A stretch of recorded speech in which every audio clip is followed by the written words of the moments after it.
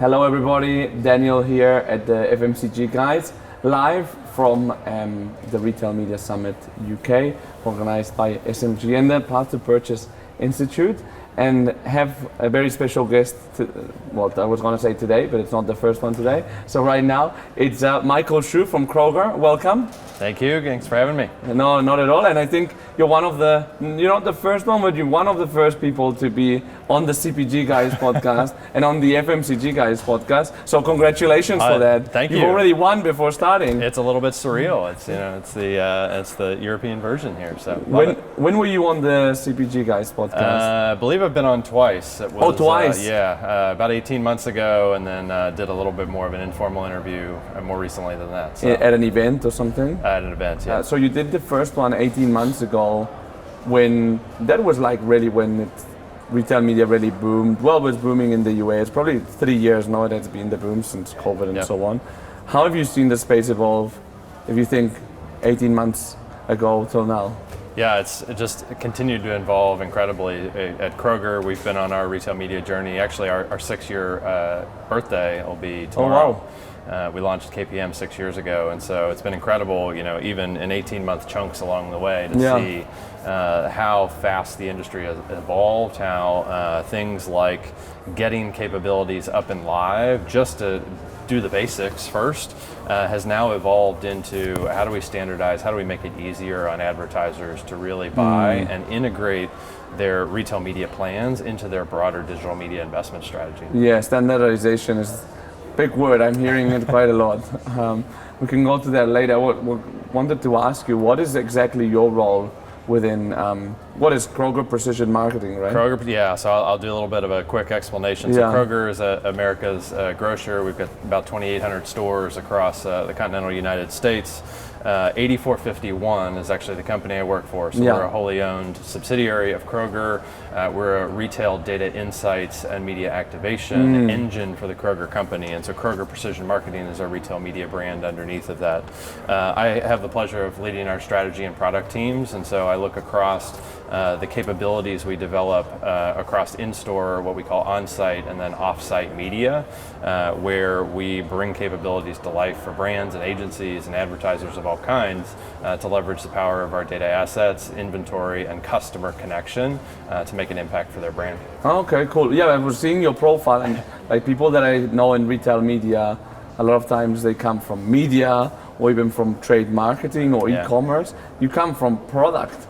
So more like the business but / technical side of it. I do, yeah, and I've actually been with the organization for about a dozen years now. So I actually started on the retail product side first and have really learned along with the retail media wave a little bit as, we were a small company in the early days and you kind of wore all hats, and certainly as we've grown, we've built out additional teams and we've brought on awesome talent from different parts of the ad tech or media ecosystem, and a big believer in bringing together people from different backgrounds from a product standpoint to help build the right capabilities that are really going to matter for the end user. What was retail product when you started? I actually worked on some of our pricing and promotions software tools. Oh wow! And so how do we help Kroger and other retailers optimize price spreads and categories? So really core product. Evaluate the success of promotions. So if there's a must buy or a buy 5 save 5, was that successful? Did I give too much margin away?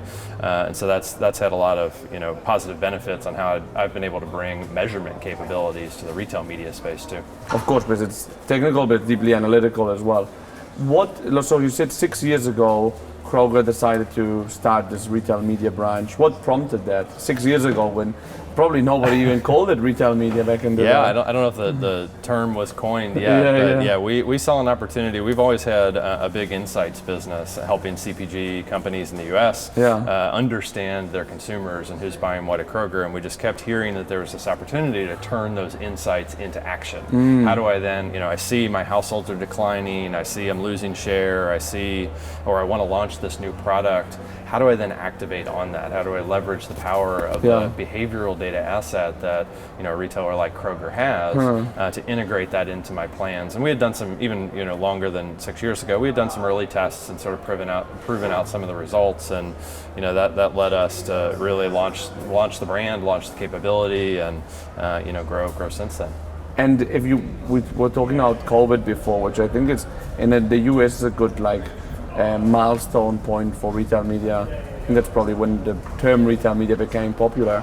How have you seen the evolution? I was asking you 18 months before, but I'm interested 3 years. How have you seen the evolution? Yeah, certainly, e-commerce exploded and, we like to say sometimes doubled overnight or accelerated a trend that was already happening, in 2020. And, luckily Kroger made the right investments to create a really seamless experience for our customers. So, your loyalty card is tied to your digital account. I can walk around the physical store and use my mobile app to download coupons or to wayfind, and that investment really helped Kroger meet the customer need when overnight they had to start getting groceries delivered to their house or picking it up at the store. And so that was certainly a tumultuous time a little bit, but our capabilities certainly accelerated as part of that. There was a renewed sort of focus, or maybe a new focus on that as not just a conversion mechanism, but then broader, how can that data asset then power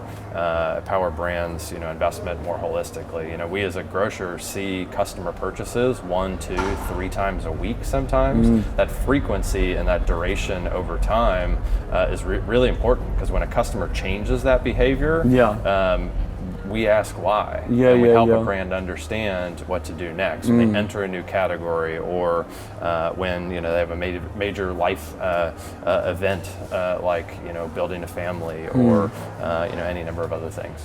What do you think, also for the European listener to understand better, what do you think is Kroger's USP? Why do your customers trust Kroger for their daily shopping instead of the other companies, your competitors that everybody knows about? Yeah, we have the unique advantage, and I'll get to that in a second, of 96% of our in-store sales being tethered to our loyalty card. Wow. And so what Kroger's really done a really nice job of is reinvesting in the value for the customer to create that trusted value exchange. So when customers scan their loyalty card, they not only get discounts on prices on that immediate transaction, but they earn fuel points to reduce their cost per gallon at the pump. They do all kinds of other things. We invest back in them to drive personalized offers and personalized messaging, as well as just across the broader global, not global, Kroger company. We invest in things like zero. We have a big initiative around zero hunger, zero waste. We try to eliminate food waste in our local communities, and have a lot of different community events and community reward programs that help truly Kroger customers feel like Kroger, is a part of their life and part of their journey locally. 96% loyalty cards. That talks a lot about customer loyalty as well, no? It does, yes, yeah. So, and we know that the customer that is very loyal, is very digitally engaged, is coming back more frequently. They're often a hybrid shopper now. They're shopping online and in store, doing big fill-in trips online so that they don't have to carry the 18-pack of paper towels or big carbonated beverages across the store. They can do that online, have us do that for you, and then do some of the fill-in trips in between for meats and produce and other things that they want to kind of feel and touch on their own. Yeah, makes sense. Yep. What's been the post-COVID, the return to a certain normality and so on? How have you seen that online in-store split evolve? It's continued. Online has continued to grow in the U.S. And I think in the UK, at least my understanding is the e-commerce penetration is still quite a bit higher than it is in the US. I think it accelerated, and maybe there's a geography component to how spread out the US is. But certainly it accelerated in 2020. 2021 was kind of a lighter year, but 22 and 23 have really gotten back to strong growth from an e-commerce standpoint, but probably off a lower base than is present here in the UK. So it's continued to be part of our shoppers' journey, and something that just continues to evolve and become a bigger part of what we're doing. Okay, and considering that your role is US, What brings you here to London? We've got a good relationship with the Path to Purchase Institute. I've been involved with the IAB actually in their Measurement Standards Committee. Actually helped co-chair the Measurement Standards Committee in the U.S. And we just published a first version of those about a month ago. And so I'm excited to talk to some people here about what's going on in the UK and in Europe from a measurement standardization standpoint. What are brands and agencies feeling? We've as part of that committee, we had a lot of just conversation amongst retailers, and I think that's for me that's the important part of it is brands need to be part of the conversation, but they can't solve it on their own. The retailers have to come together to do that, and I think doing that internationally is an important part of it too. Since you're doing it, why not do it internationally? Right, and so there's a lot we can learn from each other. Even competitive retailers can learn from each other and help drive the right practices and transparency, importantly, so that brands are really empowered to have the right conversations with their retail partners, not just see retailers as kind of a black box of measurement solutions, because that's not what we're trying to be. We're trying to lift and raise the bar on what good looks like. Yes, I mean, talking about standardization, that kind of forces you to be on the same table and dialogue with your competitor, with your most intimate competitors, really, no? That's right. Yeah. It really does. It forces that conversation, and obviously that's uncomfortable at times, but I think it's an important purpose for us in the industry. The digital advertising ecosystem has grown fast over the years, and there's some practices that are really strong, and there's some practices that need a relook, and I think that's part of what retail media is helping to do, is helping to challenge some of those existing practices and rewrite the playbook on what good looks like for a brand investment. I'm speaking with IAB later, so I'll be asking them what are the main contention and controversy points between retailers, but I'll save you from this one.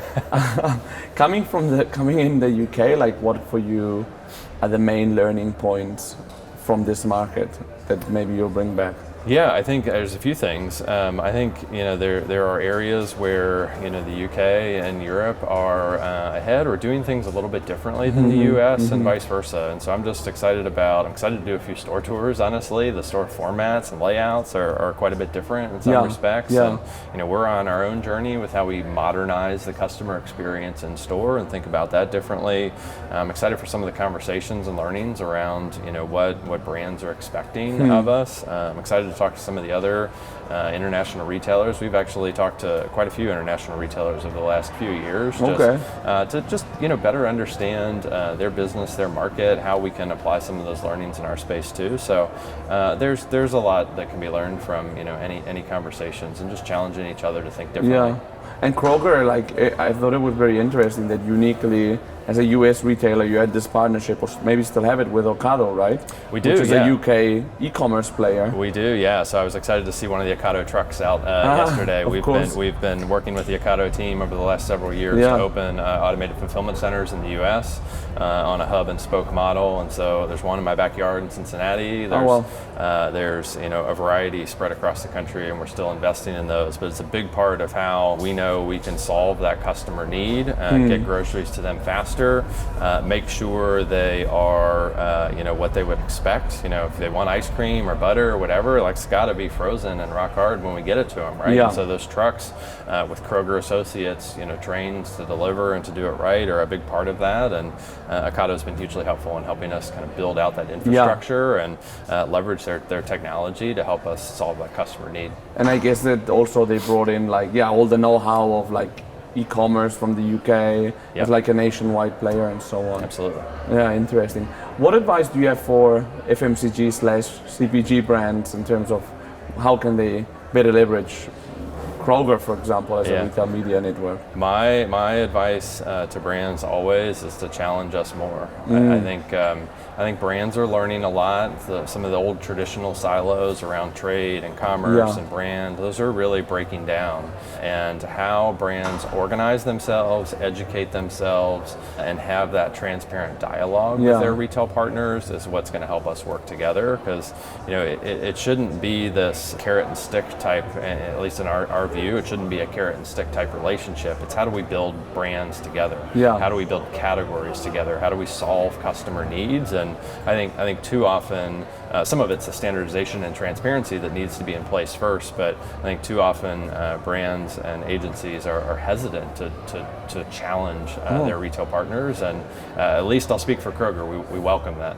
Yeah, and I think that it happens sometimes with the client vendor relationship where you have that type of dynamic where they're afraid to challenge each other, and I think it's good to, as you said, have that open dialogue. Absolutely.